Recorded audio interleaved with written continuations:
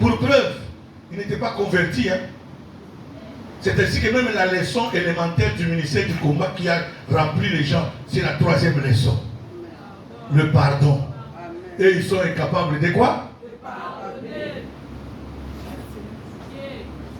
Si tu ne sais pas pardonner, tu ne seras jamais combattant. Zogaga l'église qui est dans le Sakim Dominayokuna. Parce que nous, chez nous, ici, le pardon est une puissance qui fait quoi? Donc, toi, quand tu refuses le pardon, cela veut dire que tu ne seras jamais quoi? Hein? Ni toi, ni tu ne libéreras personne. Ici, nous croyons que le pardon, conformément à la Bible, est une puissance qui fait quoi? Donc, attends, toi, Salinga Mabé, gana de vous pardon. Maman qui va vous limisanga, na tonga qui eh papa, et ça y est, vous savez, pardon? Voilà pourquoi je l'ai libéré. C'est ça, le pardon, c'est une puissance qui fait quoi? Je ne vais pas attendre seulement parce que pardon. Non, non, moi je vais libérer aussi mon cœur. J'aimerais que mon cœur soit quoi? En paix.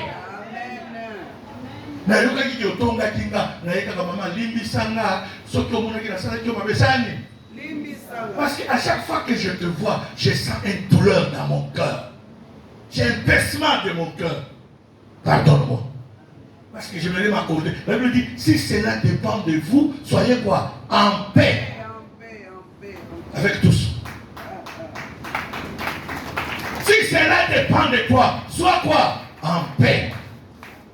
Et ici, nous vous apprenons. Même si eux nous considèrent comme des ennemis, nous ne sommes pas leurs ennemis. S'il vient ici, nous le souhaiterons quoi? La bienvenue.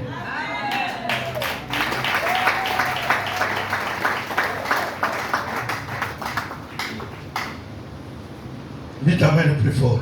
Amen. Nous avons confessé avec eux. C'est à cela qu'on reconnaîtra que nous sommes des chrétiens bien-aimés. Ce n'est pas dans le parler en langue. C'est dans le comportement. Quand vous avez un comportement différent, non. Ce n'est pas pour lui qu'on a appelé Paul, on a appelé Pierre. Ce monsieur parle comme les gens qui sont avec Jésus. Hein? Pierre dit, femme, qui a-t-il entre toi et moi? Allah dit, le gars va toiser dans Jésus. Mais bien aimé, bakanganga na frontière il y a Cotonou Togo. Dites Amen. Nazo kenge Togo sans visa. Le missionnaire qui était là, papa David Ngolo, me dit, papa, non, on va passer, on y va. Je me suis habillé comme un béninois. Lui aussi s'est habillé comme quoi? Un béninois. Alors on était sur la route, on a commencé à parler comme des qui? Des béninois. Croyant qu'on va voir. On va m'arrêter, moi, on les laisse lui passer. Le militaire, le policier d'immigration là me dit, monsieur, tout le monde qui sont avec vous sont béninois, sauf toi. Et toi, tu es zaïrois. Oh. Il dit, dis-moi la vérité, je sais que tu ne vas pas m'échapper à 100%, tu es quoi? J'étais obligé de confesser que j'étais zaïrois.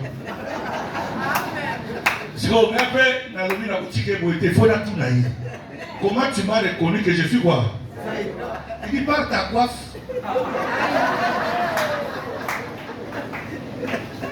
Il dit, les Béninois n'aimaient jamais les coins comme les Zaïrois. Mais toi, regarde ta taille, comment tu as.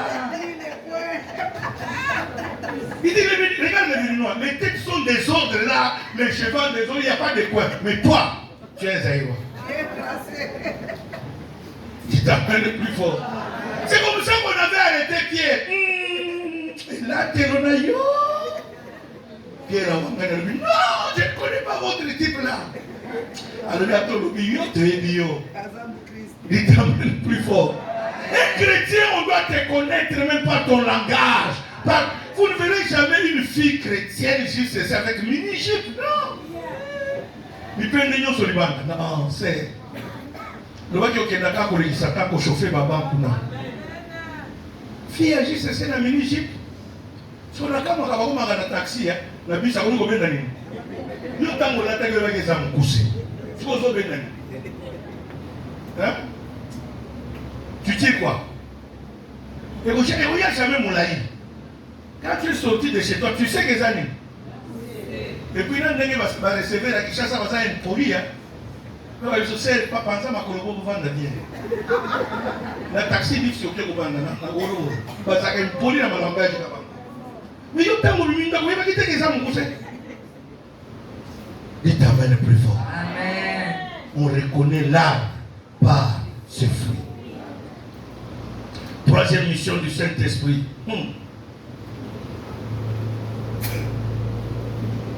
C'est l'onction prophétique. Quand il descend à toi, il t'amène dans le prophétique. Tu deviens le prophète de ta propre vie. Il t'amène le plus fort. Jérémie 33, 3, il dit, invoque-moi, je ferai quoi? Je t'annoncerai quoi? Est-ce que ce verset dit que invoque-moi, quelqu'un va t'annoncer? C'est toi-même d'abord. 1 Samuel 10, verset 10.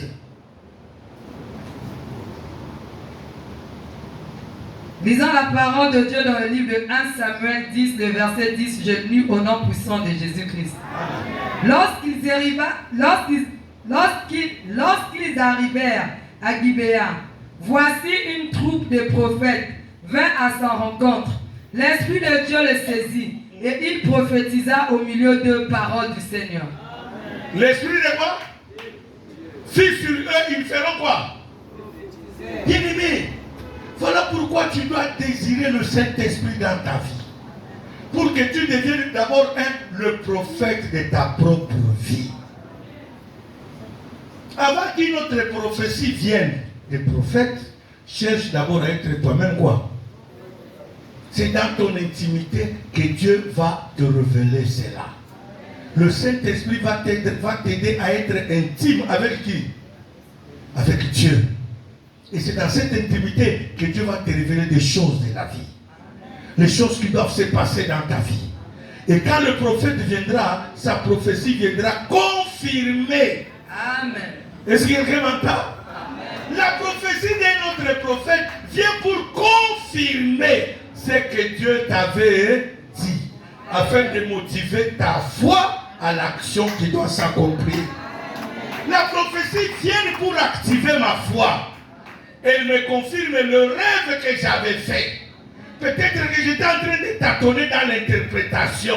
Je n'arrivais pas à comprendre bien ce rêve-là. Maintenant, quand le prophète dit ainsi parle quoi? L'Éternel. Voilà ce que Dieu me dit va faire dans toi. Dieu m'en avait parlé. Dites Amen le plus fort. Cela m'active la foi. Réveille la foi qui était endormie en moi. Et je crois davantage les jours qui doivent se suivre, je dois vivre le miracle de Dieu. Le problème, c'est parce que les gens ne comprennent pas comment Dieu agit dans le prophétique. Quelqu'un qui a déjà la prophétie de Dieu, à qui Dieu s'est révélé à lui, quand on te donne une prophétie qui concorde avec ce que Dieu a dit en toi, ça augmente le niveau de la foi. Vous savez pourquoi ta prophétie n'agit pas? Parce que tu n'as pas de foi. Tu doutes.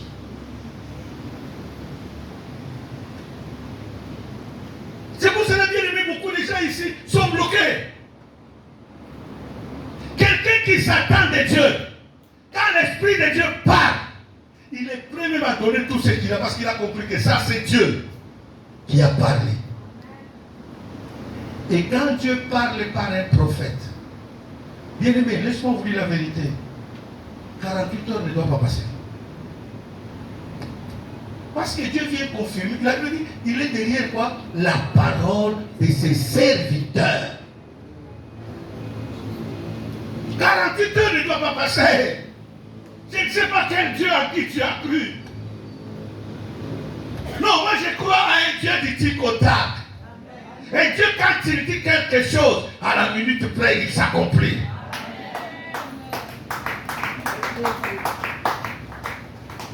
Moi, je ne vais pas prier pour quelque chose et qu'un message prophétique sort, rien ne se passe. Non. J'ai quitté chez moi un jour.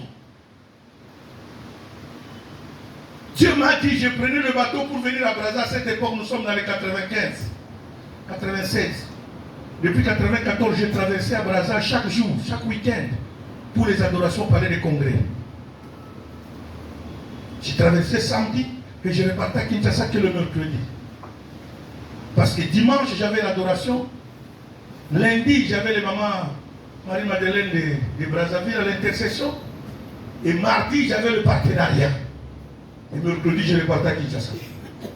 Ce jour-là, je monte dans le bateau. Avant de partir, de chez moi, Dieu m'a dit, je vais te visiter. Je me posais la question, par quel moyen il va voir? Parce que rien ne me disait qu'à Brazza, là, Dieu va me visiter. À cette époque-là, c'était dur. Dis ta main le plus fort. Je monte dans le bateau. Combien j'avais dans la poche? J'avais 7000 francs CFA en 2 billets. Un billet de 2000 et un billet de 5000. Quelqu'un me suit très bien? Je monte dans le bateau après les formalités. Voici l'argent qui m'est resté dans la poche. Et tout était calculé. Dans le sens, ça c'est que les 2000 devraient m'aider pour les formalités d'immigration. C'est 1000 pour l'immigration, 1000 pour celui qui transporte ma valise. Et les 5000 devraient m'aider pour le taxi, quitter le beach pour aller où? Au siège, au plateau de 15 ans à rue Manjomo. Et le reste qui me resterait, 3000 là, ou 4000, devait me servir d'offrande de mêlée à l'adoration. Tout était quoi? Je monte dans le grand bateau, c'était le grand bateau d'Onatra. Il y avait un petit comme ça de 12-14 ans, court encore, de petite taille. Tout le monde au beach, là-bas, les chahirs l'appelaient évangéliste. L'enfant est monté, il était assis quelque part là-bas, non loin de là où j'étais assis. Et quand le bateau a commencé à naviguer, le petit a ouvert son Nouveau Testament de Gédéon. Et il a commencé à prêcher. Alléluia! Tout le monde a répondu, nous tous, amen. Fermez les yeux, nous allons prier. Il a fait sa prière. Il a ouvert, il a prêché. Fermez les yeux. Qui veut recevoir Jésus? Personne. Pendant qu'il nous faisait la prière là, j'entends une voix qui me dit, ne peux-tu pas contribuer dans son ministère? Bien aimé, quand Dieu veut faire quelque chose de grand, il a toujours demandé un sacrifice.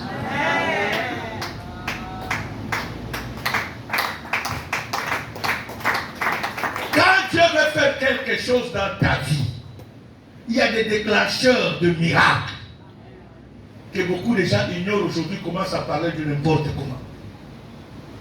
Bien aimé, j'ai commencé à réfléchir, je n'ai que 7000. Contribuer dans son ministère, je vais lui donner combien?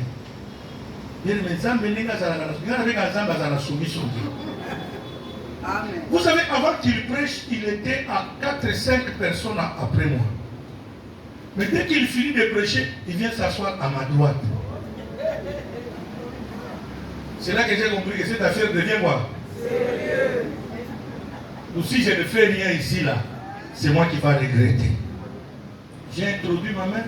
J'ai pris le petit billet de 2000 là. Je lui ai mis dans la main. J'ai dit, mon fils, ça c'est mon offrande pour ton ministère. Prie pour moi. Le petit m'a dit, papa, fermons les yeux. Nous allons voir. Dès que j'ai fermé les yeux, j'ai baissé la tête. L'enfant dit, papa, s'il vous plaît, tu es un pasteur, hein? Moi j'ai dit, non, je ne suis pas un pasteur. Non, il y a une humilité. Au roi des fausses humilités. La femme me dit, papa, tu es pasteur. J'ai dit, non, non, je ne suis pas pasteur. Je suis seulement un frère en Christ. Il dit, non, non, tu es pasteur. Et Dieu m'a dit de te dire, là où tu es en train d'aller, il va t'étonner.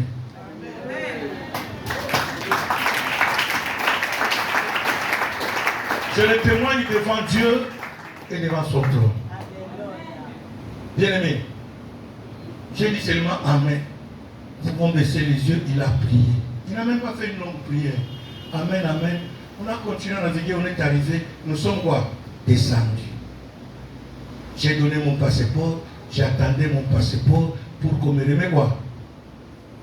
Quand je vous dis que bien aimé, quand Dieu te dit quelque chose qu'il t'a dit, cela active quoi? Comme Dieu venait de me dire chez moi qu'il va me visiter, je ne savais pas ça devait être comment. Et j'arrive dans le bateau, Dieu utilise cet enfant. C'est pour cela, bien aimé, ne minimise. La Bible elle-même dit, ne méprise jamais les prophéties. Mais examinez-le. Le mal, c'est quoi? Vous regardez la personne qui te parle de la part de Dieu. Tu vois que toi, tu es riche, lui, il est pauvre. Comment il va me dire que Dieu va me bénir si Dieu ne le bénit d'abord lui-même? Que Dieu commence d'abord par le bénir lui-même. Celui qui est dans la pauvreté. Non, bien aimé. Dieu, il peut laisser son serviteur, c'est pour un but. Dans cet état-là de pauvreté. Il peut être même Salomon dans ta maison. Mais il te déclare que ainsi dit l'Éternel. Et tu crois à cela, tu vois le miracle. Bien aimé, pendant que j'attendais mon passeport, quelqu'un me tape à l'épaule ici, derrière moi. Pam, pam, pam. Je tourne et je regarde un bon monsieur habillé en costume, cravate. Oh mon Dieu! Il a compris que je ne me rappelais pas moi. Oh, c'est quelqu'un que j'avais prié pour lui en 91. Juste après le pillage de notre pays là-bas. C'était un grand homme d'affaires. Il avait perdu beaucoup de choses. Il était membre du full gospel comme moi. On me l'a envoyé, j'ai prié pour lui. Et bien aimé, il était venu, il m'avait dit, papa, d'ailleurs, si vraiment ton Dieu a fait les miracles, la banque me paye, la banque me doit beaucoup d'argent, s'il me paye, c'est toi qui vas manger la dîme. Bien aimé, arrêtez les mensonges comme ça. Hein? Parce que quand vous dites des choses comme ça motive à quelqu'un de quoi? Ça m'a motivé, j'ai gêné, j'ai dit, frère, tu ne vas pas gêner, moi je vais gêner à ta place. Et je suis allé gêner sans savoir qu'est-ce que je vais manger après le jeûne. Et quand j'ai prié pour lui, je lui ai dit, dans 48 heures, mon Dieu doit te visiter. Et Dieu l'a visité. Il est parti. Je vous parle de l'histoire de 80 combien? Là, on se voit avec lui au beach en 96. 5 ans plus tard. Oh mon Dieu, pardonne-moi. Est-ce que tu te rappelles? J'avais prié pour... Il me rappelle toute l'histoire. Ah, il a trouvé un cas et a converti. Je me dis, ah bon, tu viens encore pour que je prie comme la fois passée? Pour que tu fuis par après? Oh non, papa, pardonne-moi. D'ailleurs, le blocage que j'ai, c'est à cause de toi. Oh, comment? Oh, je viens de Belgique. En Belgique, on m'a escroqué 80 000 $. Je viens de suivre notre créancier à Libreville. Il m'a escroqué aussi le fait de 60 millions. Et partout là-bas, Dieu me révèle que tout ça, c'est parce que je t'avais menti. Quand tu avais prié pour moi, Dieu avait agi dans 48 heures. J'ai regardé ta taille et le niveau de la dîme que je devais te donner. J'ai dit que tu ne méritais pas. C'est comme ça que je ne t'avais pas donné ça. Bien aimé, ne minimisez pas les soins de Dieu. Il peut être pauvre. Il peut s'habiller mal. Il reste loin de l'Éternel. C'est ton amène qui dit beaucoup que tu es un murmureur. Il ouvre la mallette. Il dit, papa, s'il vous plaît, prends seulement ça comme transport à Brazza. Tu vas prendre même du jus. J'ai pris l'enveloppe, j'ai compris que l'enveloppe ne pesait même pas. J'ai mis seulement quoi? Dans le sac, il s'est mis à genoux. J'ai prié pour lui. Il est parti. C'est quand je suis resté que je me suis rendu compte. Bien aimé, Dieu reste quoi? Les 2000 que j'avais donnés correspondaient à 4 $. Parce qu'à cette époque-là, le dollar était à 500. Vous savez ce que moi j'ai reçu? 20 billets de 100 $, 100 $. Ça fait combien? 2000 $. J'ai commencé à chercher l'évangéliste. Le petit là qui avait prophétisé quoi?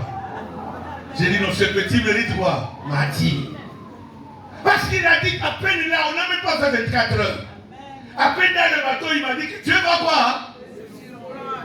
Bien aimé, quand tu entends une prophétie comme ça et que Dieu s'était déjà révélé à toi, laisse-moi vous dire, la prophétie vient activer. Et les jours qui s'ensuivent ou les heures qui s'ensuivent, tu dois rencontrer le miracle. Le problème c'est quoi? Même quand un prophète parle, malgré Dieu t'avait parlé, tu continues à douter. C'est toi qui continues à souffrir. Voilà pourquoi on a prophétisé sur toi. Tu banalises le prophète. On a déclaré sur toi. tu banalises. Alléluia. Bien-aimé, le Saint-Esprit, l'Esprit qu'il va déposer sur toi, bien-aimé, c'est pour que tu deviennes prophète de ta vie.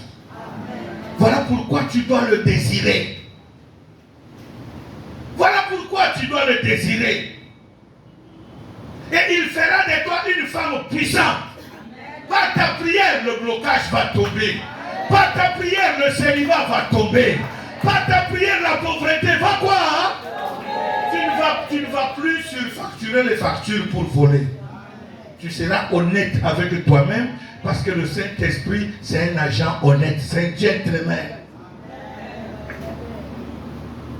Alléluia. Alléluia. Alléluia. Amen. Ce soir, désire le Saint-Esprit dans ta vie pour que les choses changent. Que Dieu bénisse sa parole.